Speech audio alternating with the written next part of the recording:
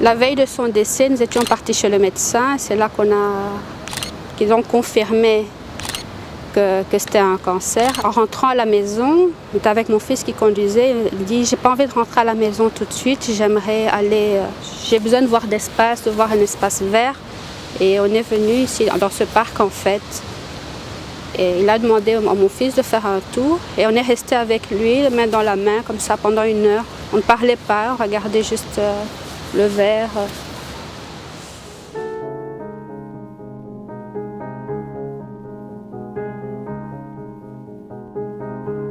C'est quelqu'un qui priait beaucoup, en tout cas il était très croyant, très pratiquant.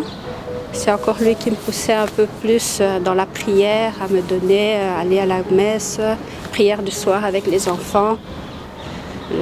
Chaque fois qu'il était là, mais pour le besoin de son travail, le problème c'est qu'il n'était souvent pas là, à la maison. Et il n'était pas là à la maison, mais il était quand même très présent, parce qu'on communiquait toujours. Il suffisait que j'avais une question, un besoin, un souci, je l'appelais. Et pareil pour lui, il pouvait m'appeler 3, 4, 5, 6 fois par jour, parfois juste pour demander comment ça va, voilà, je pense à ça, je pense à ça. Je sens vraiment sa présence, j'ai parfois l'impression que j'ai quelqu'un qui vient à nuit, j'ai l'impression quelqu'un qui vient sur le lit et je sens, mais vraiment physiquement, c'est pas dans le rêve, mais je sens physiquement comme quelqu'un qui me prend dans ses bras. Et là, je dors bien parce que souvent, quand il venait et repartait, j'avais du mal à dormir. Je suis quelqu'un qui a du mal souvent à dormir. Mais quand il était là, je dormais presque tout le temps parce qu'il était là. Il m'a rendue heureuse. Ça, je lui disais quand il partait, j'ai dit, tu peux partir en paix parce que si tu disais, ma mission, c'est de te rendre heureuse, ben, tu m'as rendue heureuse.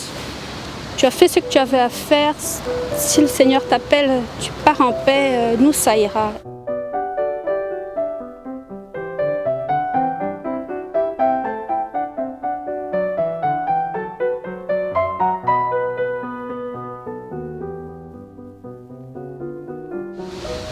Je sens très fort qu'il me manque. Triste, c'est trop dire, parce que pour moi, je sais qu'il est parti en paix. Surtout parce que j'ai eu le temps, avant qu'il décède, d'appeler le prêtre. Il a eu quand même la présence du prêtre avant qu'il parte. Ce simple fait, pour moi, lui qui était tellement pratiquant, c'est quelque chose qui me soulage beaucoup. Ça m'a fait vraiment beaucoup de bien. Quand il était là, on se donnait beaucoup plus dans la prière. On priait le matin, on priait le soir. C'est lui qui me poussait souvent à m'engager plus à l'église. Et depuis qu'il n'est pas là, pour moi, ça me rapproche de lui, justement, de faire quelque chose pour les autres, de plus m'engager pour l'église, de plus prier même qu'avant. Et à chaque fois que je prie, je me sens vraiment que je prie avec lui. Et pour moi, c'est une façon d'être plus proche de lui. Et ce qui me laisse en héritage, je ne parle pas du bien matériel, il m'a laissé de quelque chose de plus grand que matériel. C'est justement cette foi, sur quoi m'accrocher. Il m'a laissé quelque chose de, je ne sais pas, on ne peut pas nommer. C'est quelque chose qui va rester pour moi toute la vie et qui me porte.